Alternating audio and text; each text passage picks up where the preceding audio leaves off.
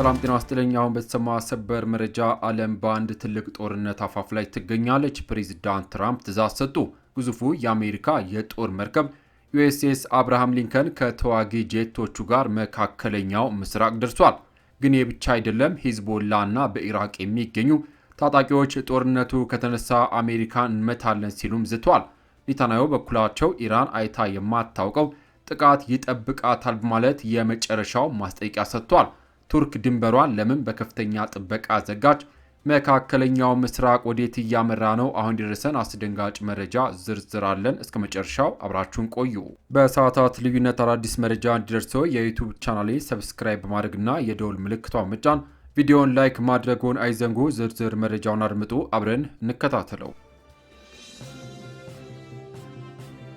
ክቡር አድማጮች፣ በቅድሚያም የባህር ላይ ተዋጊ መርከቦችን ያስከተለው ግዙፉ የአሜሪካ ተዋጊ አውሮፕላኖች ጫኝ የጦር መርከብ ወደ መካከለኛው ምስራቅ መድረሱን ሁለት የአሜሪካ ባለስልጣናት ለሮይተርስ የዜና ወኪል አስታወቁ። ለሳምንታት በኢራን የተካሄደው ህዝባዊ ተቃውሞ ተከትሎ በኢራን ላይ እርምጃ እንደሚወስዱ ሲናገሩ የነበሩት ፕሬዝዳንት ትራምፕ መርከቦቹ ወደ አካባቢው መላካቸውን ባለፈው ሳምንት አሳውቀው ነበር። ፕሬዝዳንት ዶናልድ ትራምፕ በቀጠናው ያላቸው ወታደራዊ ኃይል ከመጠናከሩ ባሻገር ኢራን ላይ እርምጃ ሊወስዱ እንደሚችሉም ተጠቁሟል። ተዋጊ አውሮፕላኖችን የጫነው መርከብ ዩኤስኤስ አብርሃም ሊንከን እንዲሁም ሌሎች የሚሳኤል መሳሪያዎች ወደ መካከለኛው ምስራቅ ያቀኑት በአሜሪካ መከላከያ ማዕከላዊ እዝ ትዕዛዝ መሆኑ ተዘግቧል። ባለፈው ሳምንት ትራምፕ የአሜሪካ የጦር መሳሪያ ወደ ኢራን አቅራቢያ እንደሚላክ ሲገልጹ አንጠቀምበትም ብዬ ተስፋ አድርጋለሁ ብለውም ነበር። በኢራንና በአሜሪካ መካከል ያለው ውጥረት ከመባባሱ ጋር በተያያዘ የጦር መሳሪያዎቹ በዚህ ወር መጀመሪያ አንስቶ ከኤስያ ወደ መካከለኛው ምስራቅ ማቅናት ጀምሯል። ከጦር መርከብ በተጨማሪም አሜሪካ ተዋጊ ጄቶችንም ወደ መካከለኛው ምስራቅ ማስጠጋቷን ፔንታጎን አስታውቋል። በኢራን የተነሳው ህዝባዊ ተቃውሞ ተከትሎ የአገሪቱ መንግስት ተቃዋሚዎችን መግደል የሚቀጥል ከሆነ አሜሪካ ጣልቃ እንደምትገባ ትራምፕ መናገራቸው ይታወሳል። ከዚህ ቀደምም በመካከለኛው ምስራቅ ያለው ውጥረት ሲባባስ አሜሪካ የጦር መርከቦችን ወደ ቀጠናው ታስጠጋ እንደነበርም አይዘነጋም። ዘገባው ኤቢሲ ነው።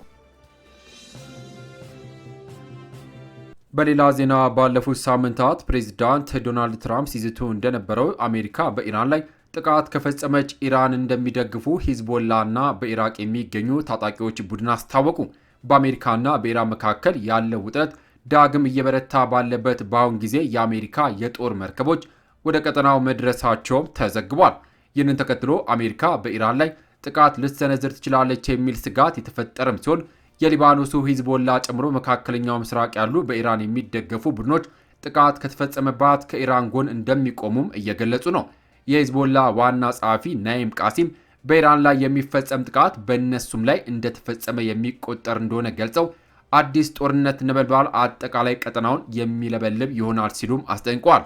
የቡድኑ መሪ በተጨማሪም በኢራን እስላማዊ ሪፐብሊክ ጠቅላይ መሪ አያቶላ አሊ ካሚኒ ላይ የመግደል ሙከራ በመካከለኛው ምስራቅና በዓለም መረጋጋት ላይ የሚፈጸም የሽብር ጥቃት ይሆናልም ብሏል። ይህ በእንዲህ እንዳለ በኢራን የሚደገፉ ኢራቅ ውስጥ የሚገኙ ታጣቂ ቡድኖች በተመሳሳይ በኢራን ላይ ከአሜሪካና ከእስራኤል ጥቃት የሚፈጸም ከሆነ ከኢራን ጎን ለመሰለፍ ዝግጁ መሆናቸውንም ገልጿል።